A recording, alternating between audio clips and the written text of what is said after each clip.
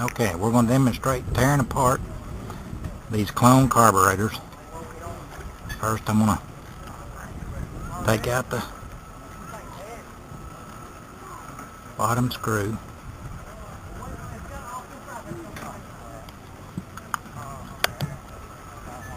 And show you this is the float area. Pull the pin out. Pull the float. Show you that these things have a spring right here in the float.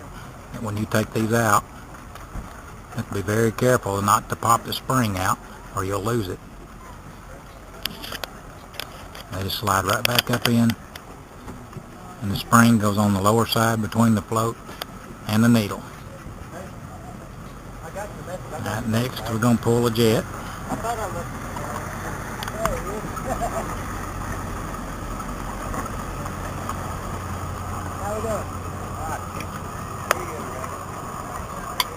Tap on it a little bit, and your jet and your E-tube will fall out. This is your standard number 70 jet, which comes in them.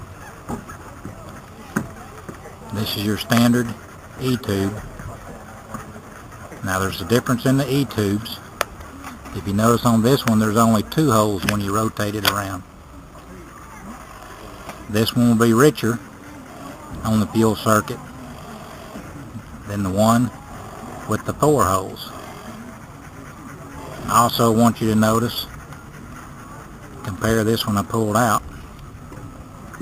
Here's one, that's a 5 hole. This one is a 4 hole. You notice there's 3 up here and 1 near the top. This is the top part of your motion tube that goes up in the air chamber. Rotate around. This one has 3 and 1. This one has 4 and 1. 3 and 1. You got 4 and 1. Well, up here, this one has 4 holes at the top. It's a 5. There's 3 and 2. There's 3 and 3. There's several different emotion tubes. There's a 3 and 2. 3 and 3.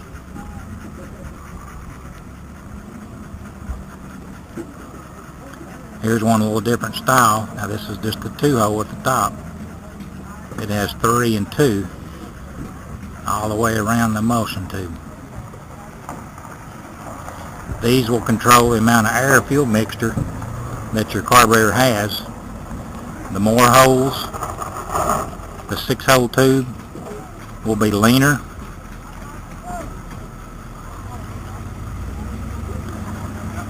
The 3-4 will be a richer mixture in the circuit.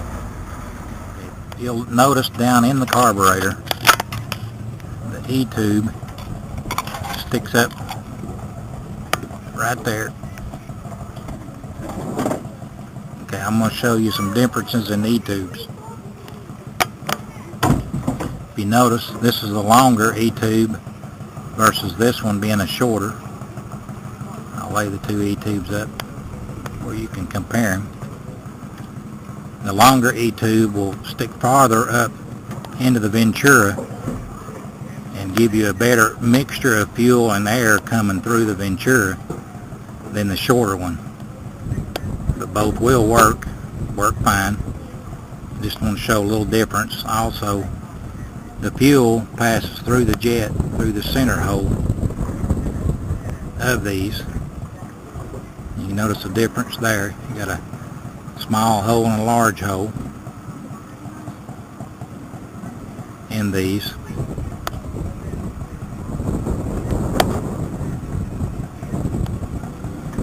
Your fuel passes through the center and your air passes around it to create air bubbles as it's coming up to help your mixture up in the Ventura of the carburetor.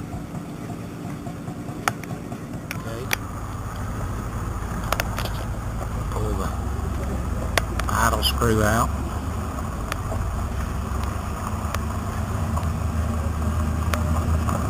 I'll show you this.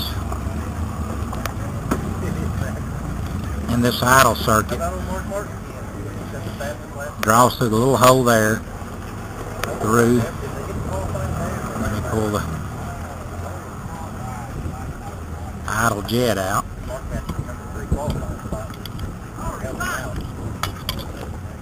Now this is your idle jet. It's solid from the top. You flip it upside down. There's your jet. Now you can drill these holes. It's better to keep it stock unless you're modifying the carburetor. But you drill these holes and it'll make a richer condition on an idle circuit. So if you have a stumble between idle to mid-throttle, you can drill this little hole out, which will increase the fuel and stop that stumble. You see the hole here in the side. This is where it draws through. Look right down in the carburetor. There is the hole in the side that comes from your idle screw. Look over here, there's another hole. Can you see that? Yeah, right there. It draws from this side of the carburetor. I'd suggest taking this apart at least midway through the season and take carburetor cleaner and blow them through. This let air flow into the idle circuit down through the jet to help your air fuel mixture. Then fuel is drawn through the little holes. If you can see them right back in here, when the throttle goes shut, air is pulled through here and fuel comes out those little screws for your idle. This is your idle screw on these carburetors. I want you to notice the difference of this idle screw versus this one. This is an EPA carburetor, has to meet EPA emissions. This one is a non-EPA carburetor that does not meet the emissions. These are better flowing carburetors for these little engines, but either carburetor will work fine. That's the basic on these little carburetors. Just want to show people a little bit about them. Have any questions, you can contact us. Stout Racing Engines.